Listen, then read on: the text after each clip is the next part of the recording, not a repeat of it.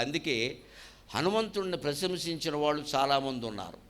వారెవ్వరికంటే కూడా రామచంద్రమూర్తి స్వయంగా ప్రశంసించిన సందర్భం ఇప్పుడు మీరు వింటారు. స్వయంగా రామచంద్రమూర్తి స్వయంగా ప్రశంసించడం. ఏతన్మాత్రుడమే తెలుగులో అత్యుత్తమమైన కావ్యం కంకంటి పాపరాజు గారి ఉత్తర రామచరిత్ర. సంస్కృతంలో భవభూతి ఉత్తర రామచరిత్ర అని రామ పట్టాభిషేకం జరిగినటువంటి విషయాలు జనంలో ప్రచారంలో ఉన్నాయి. అవి నిజమనడానికి మన దగ్గర ఆధారాలు లేవు. ఉత్తర రామాయణం కల్పితం. మరోసారి చెబుతున్నా, మొహమాటం లేదు. సీతాపరిత్యాగం సహా, శంభుక వధ సహా, మఠము కుక్క లాంటి దిక్కుమాలిన కథలు సహా మొత్తం కల్పితం, తీసిపారేయవలసిందే. రామాయణం యుద్ధకాండతో పూర్తి అయిపోయింది. అక్కడ వాల్మీకి స్పష్టంగా ఫలశ్రుతి రాసేశాడు, అయిపోయింది. పైగా యుద్ధకాండతో శుభంగా ముగిసింది. మళ్ళీ ఉత్తరకాండలో సీతాపరిత్యాగంతో విషాదం మొదలైంది. భారతీయ కావ్యాలు ఎప్పుడూ విషాదాంతాలు కావు. మంగళాదీని, మంగళమధ్యాని, మంగళాంతాని, అదే లెక్క భారతీయ కావ్య. శుభంతో ప్రారంభం అవుతాయి, శుభంతోనే నడుస్తాయి. మధ్యలో కూడా శుభఘట్టాలు కొన్ని ఉంటాయి. కావ్యం ఖచ్చితంగా శుభంతో ముగియాల్సిందే, అశుభంతో ముగియడానికి వీలేదు. ఉత్తర రామచరిత్ర ఉత్తర రామాయణం కలిసింది అంటే అశుభంతో ముగుస్తుంది. సీతా పరిత్యాగం ఒకటి, ఆవిడ భూప్రవేశం చేయడం, రాముడు నదీ ప్రవేశం చేయడం, లక్ష్మణుడు బలవంతంగా నిరాహార దీక్షతో చనిపోవడం, ఇవన్నీ శుభాలా అశుభాలా ఆలోచించండి. అంచేత ఉత్తర రామాయణం కల్పితం, అవి తీసేయండి. అందుకని రాముడు సీతను వనవాసానికి పంపనే లేదు. రావణుడు 14 ఏళ్ళు వెళ్ళిందే వనవాసం, అంతే లెక్క. ఆ తర్వాత జనంలో ఏవో రకరకాల కథల ప్రచారంలో ఉంటే కాళిదాసు సహా కొంతమంది కాలానికి ఉంటే వాళ్ళు రాసేశారు, అంతే లెక్క. వాల్మీకి మాత్రం యుద్ధకాండ రాసిన వెంటనే శుభ్రంగా ఈ రామాయణం చదివితే ఎవరెవరికి ఏ ఫలితాలు వస్తాయో ఫలశ్రుతి రాసేశాడు. ఫలశ్రుతి రాశాక మళ్ళీ ఎవరైనా కావ్యం రాస్తారా? ఎక్కడైనా ఉంటుందా? అది వదిలే, అది వేరే విషయం. కానీ రామ పట్టాభిషేకం జరిగాక అందరికీ బహుమతులు ఇస్తూ ఉంటే సీతాదేవి అడిగింది, హనుమంతుడికి కూడా ఏదన్నా ఇవ్వండి కాస్త. పాపం ఆవిడికి చాలా అభిమానం కదా, బిడ్డ ఆయన లేకపోతే నేను ఎవరిని అక్కడే ఉండేదాన్ని. నాకు రాముడి కంటే కూడా ఎక్కువ హనుమంతుడి వల్ల ఉపకారం జరిగింది. నా కోసం ఎంత సాహసం చేశాడు. అటువంటి హనుమంతుడికి ఏదైనా ఇవ్వండి అంటే రాముడికి తోసలేదు. ఒంటి మీద ఉన్న ఆభరణాలన్నీ చూశాడు, అవి ఏవి సరిపోవు ఆయనకి. ఆయన ఇష్టపడ్డు కూడా. ఇప్పుడు ఏదైనా బహుమతి ఇచ్చినప్పుడు ఆయనకి ఇష్టపడేది ఇవ్వాలి కదా మనం. ఆయన బంగారం ఇష్టపడ్డు, డబ్బులు ఆయనకి అక్కర్లేదు. ఏం చేయాలో తోసక రాముడు ఏమన్నాడు అంటే, ఏతన్మాత్రుడమే విభాకర కృపా వీక్షా సమాసాదిత శ్రౌతస్మార్త రహస్యవేదివి భవిష్యద్ధాతవు అధ్యాత్మ విద్యా తాత్పర్య నిరూఢ బుద్ధివి విశుద్ధ బ్రహ్మచర్య వ్రతోద్ధూతాంభశ్చర కేతనుండవు అఖిల స్తుత్య ప్రభావోదయా అని కంకంటి పాపరాజు గారు అద్భుతమైన పద్యం మనకు అందించాడు హనుమత్ ప్రార్థనలో. కాస్త సమాస జటిలంగా ఉంటుంది కానీ అవి విడమరి చెప్పడానికే కదా భగవంతుడు మాకు జ్ఞానం ఇచ్చింది. అందులోకి వెళదాం.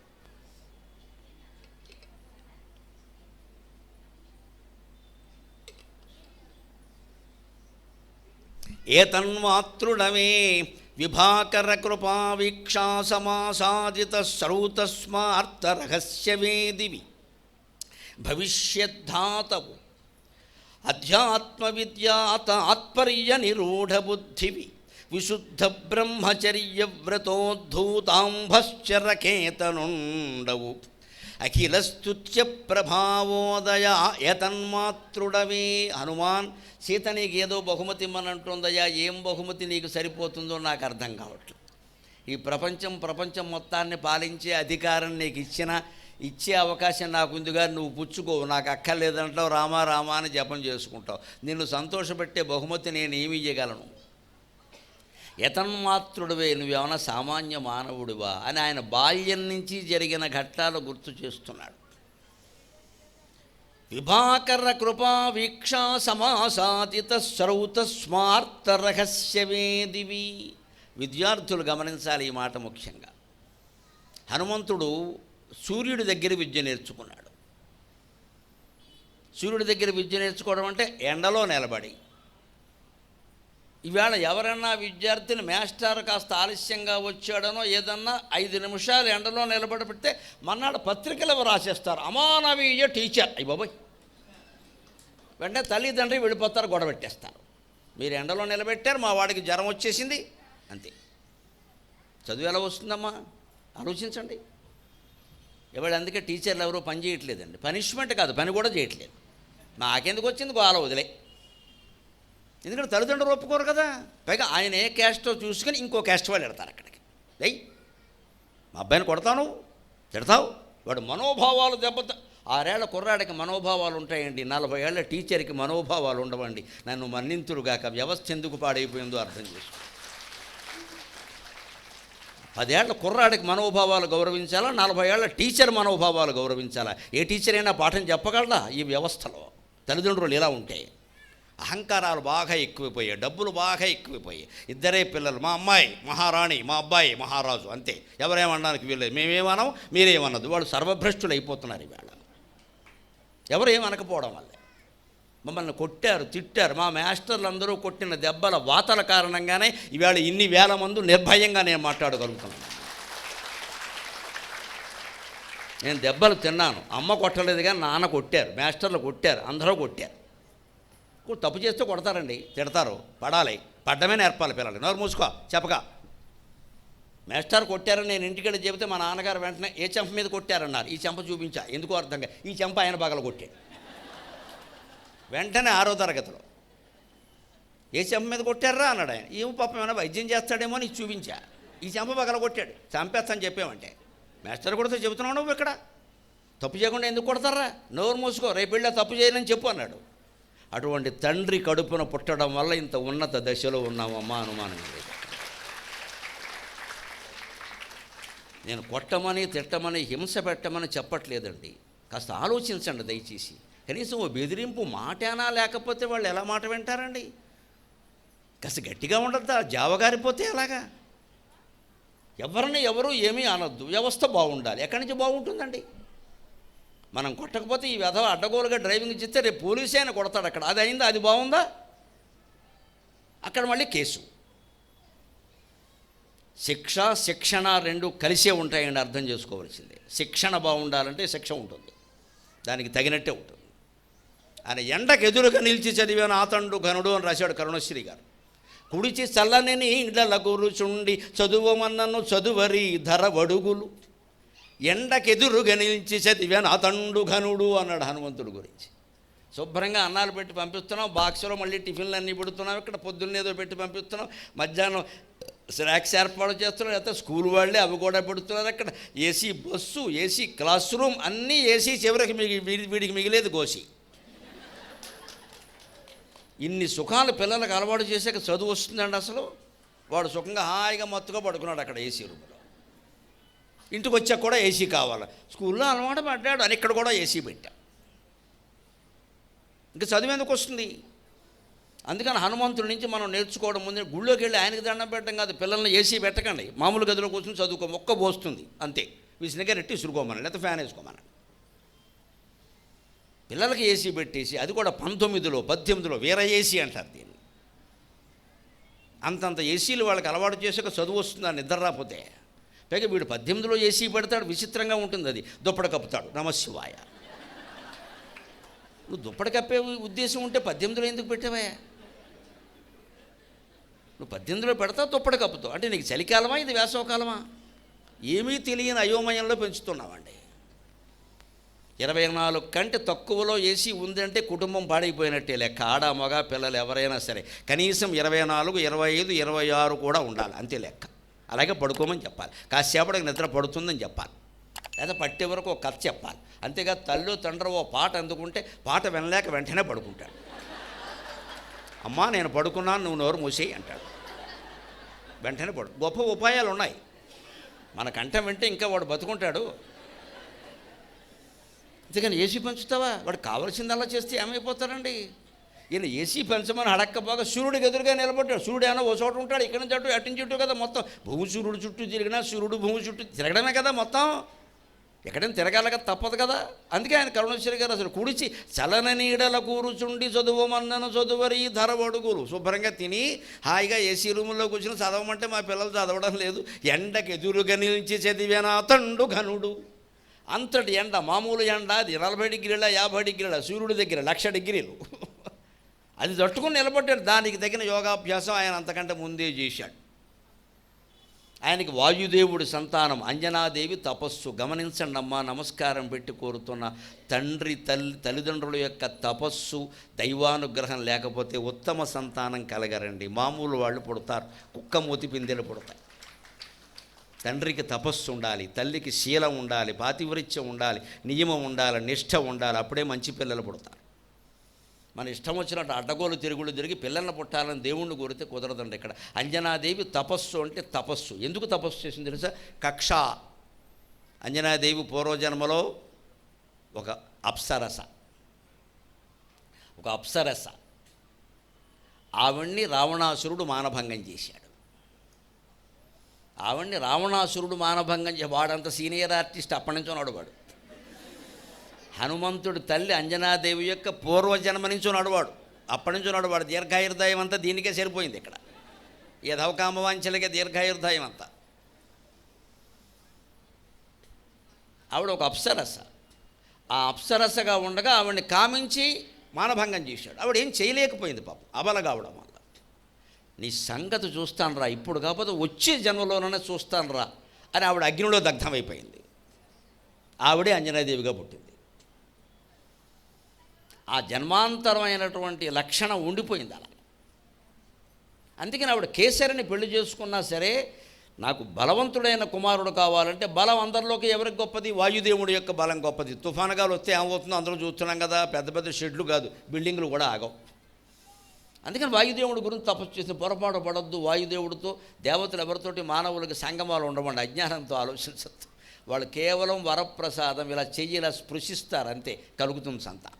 అది కూడా కృతయుగంలో అయితే స్పృశించక్కల, సంకల్పం చాలు. కృతయుగంలో సంకల్పం చేతనే సంతానం కలుగుతుంది. త్రేతాయుగంలో స్పరిశ చేత సంతానం కలుగుతుంది. ద్వాపర యుగంలో సంపర్కం చేత సంతానం కలుగుతుంది. కలియుగంలో మన కర్మ దానివల్ల కూడా కలగట్లేదు. IVF, DVF 30 లక్షలు క్షవరం అయ్యాక పుడతాడో గొట్టంగాడు, వాడు గొట్టమో గాడో తెలియదు. అన్నీ సకారమే. సంకల్పం, సంస్పర్శ, సంపర్కం, ఇది కూడా సరోగసి, ఇది కూడా సకారమే. దాని పేరులోనే ఉంది సరోగసి, అంటే రోగేన సహిత అని అర్థం దానికి.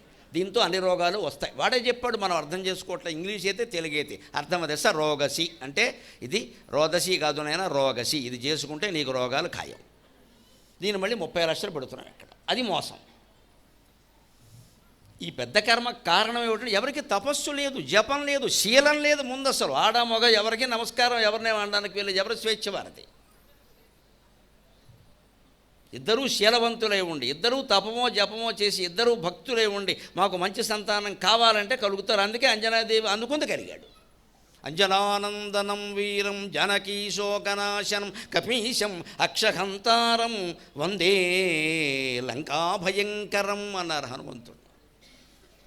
ఆంజనేయ స్వామి గుళ్ళో ప్రదక్షిణాలు చేసేటప్పుడు ఈ శ్లోకం చదివించేవారు మా చేత, ప్రత్యేకం ప్రదక్షిణ శ్లోకం అని. అంజనానందనం వీరం జానకీ శోకనాశనం కపీశం అక్షహంతారం వందే లంకాభయంకరం.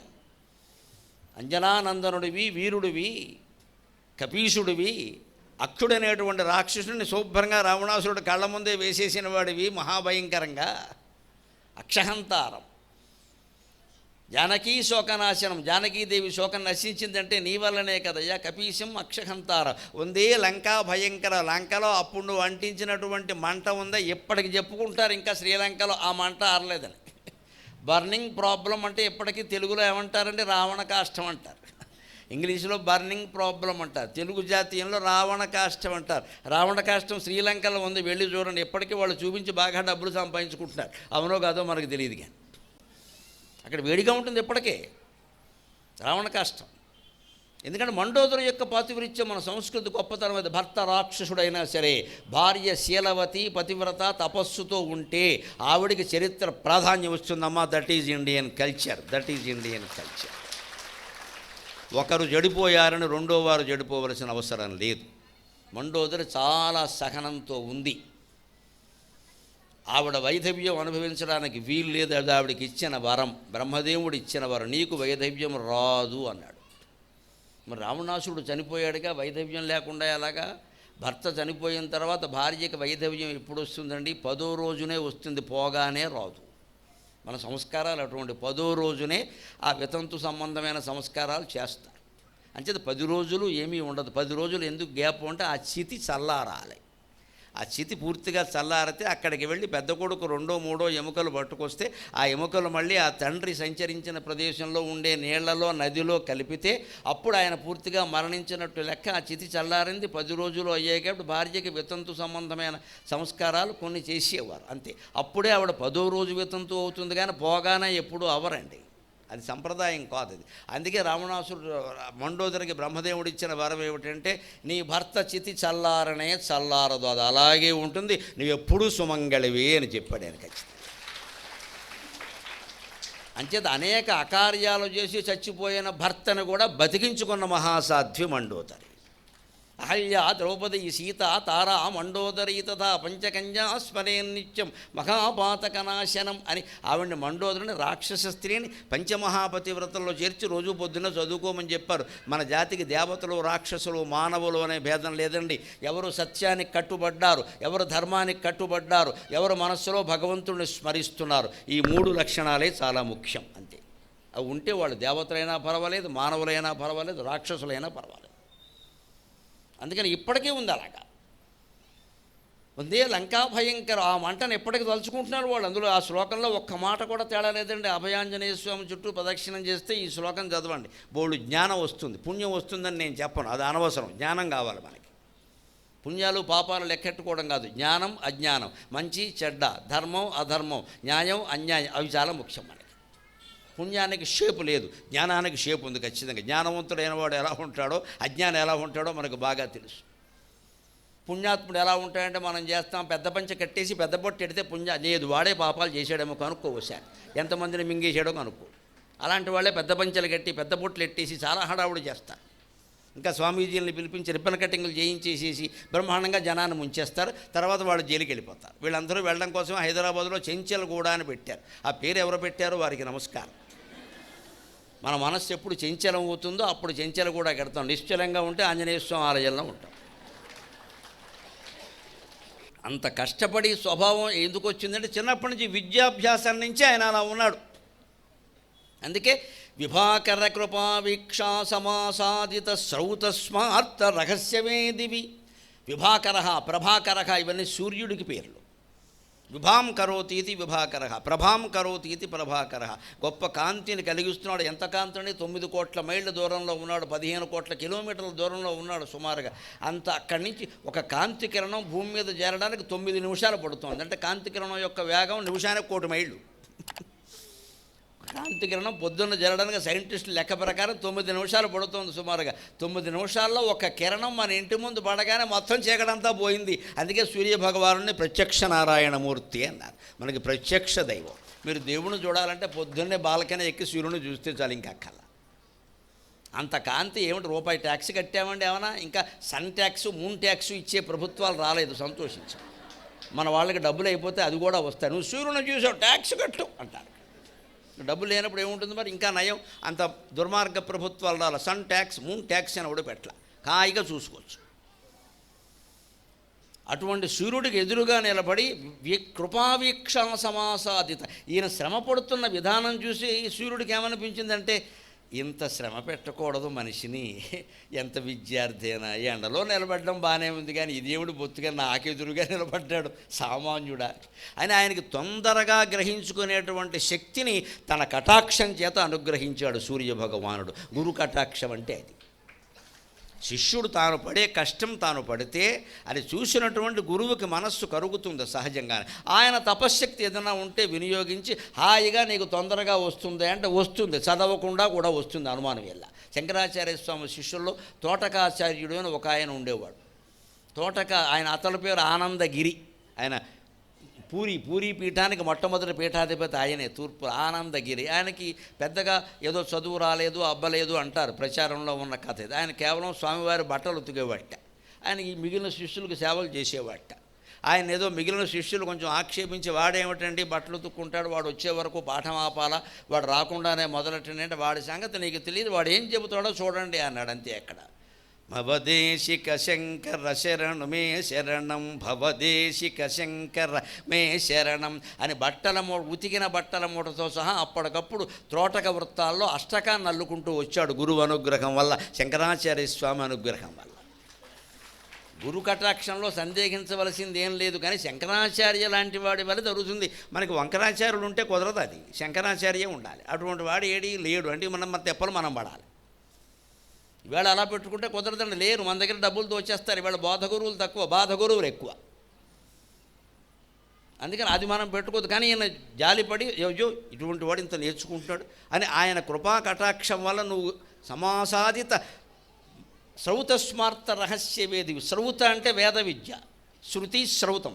స్మార్తం అంటే స్మృతి స్మార్తం, శాస్త్రాలు నేర్చుకున్నాడు.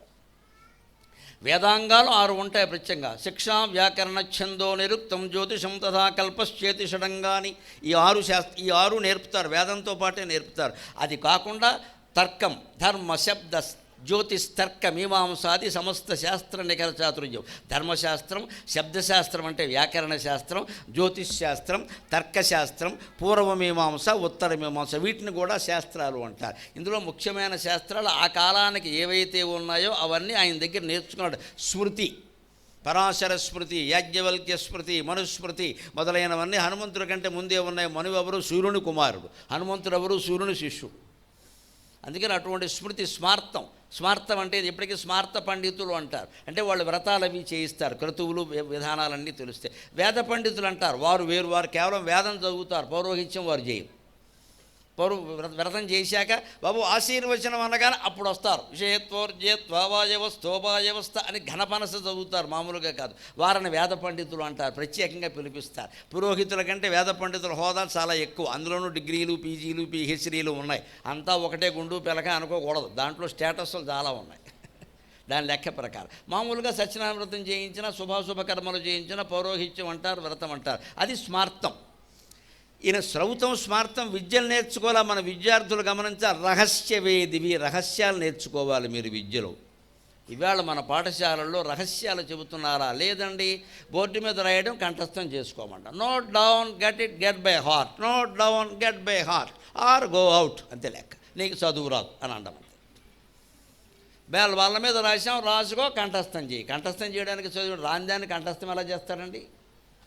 ఒకవేళ రాలేదని వీడంటే రైట్ 10 times, అది అంతకంటే బుద్ధి లేనమాట. వాడికి అది అర్థం కానప్పుడు 100 సార్లు రాసినా రాదు. అది అందరికీ ఒకటే శిక్ష. నువ్వు 100 సార్లు రాసి ఇంపోజిషన్. వచ్చిన వాడికి శిక్ష, నాకు వచ్చింది కదా నేను ఎందుకు రాయాలనుకుంటాడు. రానివాడు ఎంత రాసినా రాదు. అది నీకు అర్థం కాలేదు, రాస్తే ఏమిటి వస్తుంది? ఎందుకంటే రామకోట రాసుకుంటే పుణ్యమేనా వస్తుంది. ఇది ఎందుకు ఇక్కడ?